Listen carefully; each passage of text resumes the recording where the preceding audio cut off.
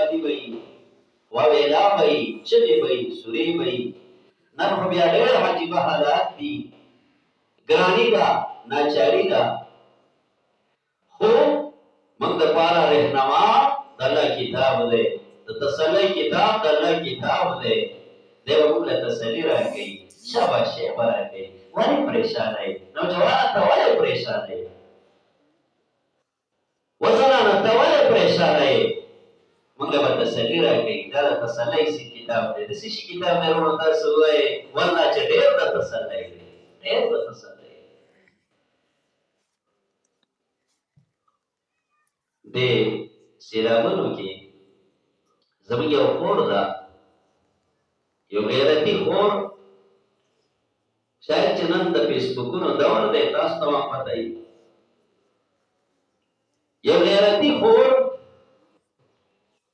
چې کله له ده نه تپوس شوی دی چې تا واده ولې نه کاوه د سره د حسن نه سره د جمال نه سره د حسینې ځوانۍ نه نو هغه څه وایي وایي ما واده د دې لپاره ونه کړ چې زما مور چې ده هغه باندې فالج اټیک وکړو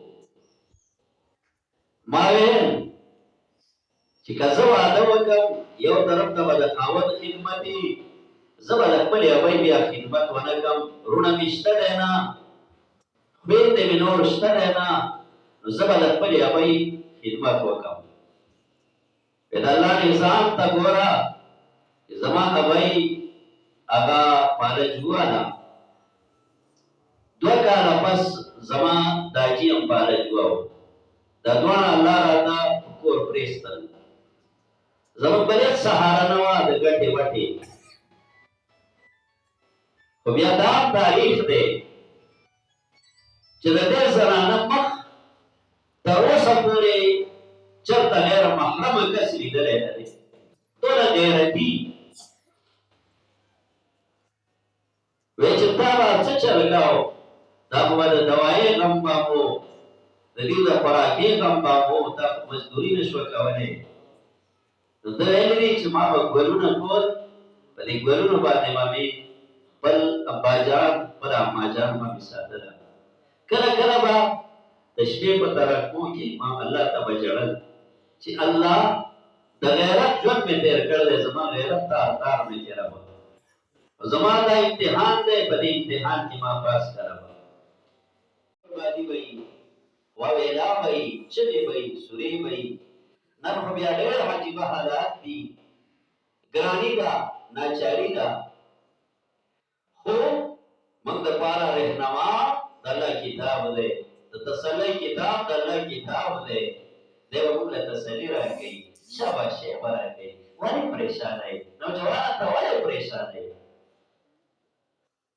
وزنانه ته ولې پریشانه یې موږ له به تسلي راکوي دا د تسلۍ سي کتاب دی د څه شي کتاب دی وروڼو تاسو ووایئ والله چې ډېر د تسلی دی ډېر د تسلی د سیلابونو کې زموږ یو خور ده یو غیرتي خور شاید چې نن د فیسبوکونو دور دی تاسو ته هم پته وي یو غیرتي خور چې کله له ده نه تپوس شوی دی چې تا واده ولې نه کاوه د سره د حسن نه سره د جمال نه سره د حسینې ځوانۍ نه نو هغه څه وایي وایي ما واده د دې لپاره ونه کړ چې زما مور چې ده هغه باندې فالج اټیک وکړو ما ویل چې که زه واده وکړم یو طرف ته به د خاوند خدمت وي زه به د خپلې ابۍ بیا خدمت ونه کړم رونه مې شته دی نه خویندې مې نور شته دی نه نو زه به د خپلې ابۍ خدمت وکړم د الله نظام ته ګوره چې زما ابۍ هغه فالج وواله 2 کاله پس زما داجي هم فالج ووه دا دواړه الله راته په کور پرېستل زموږ بل هېڅ سهاره نه وه د ګټې وټې خو بیا دا تاریخ دی چې د دې زنانه مخ تر اوسه پورې چرته غیر محرم کس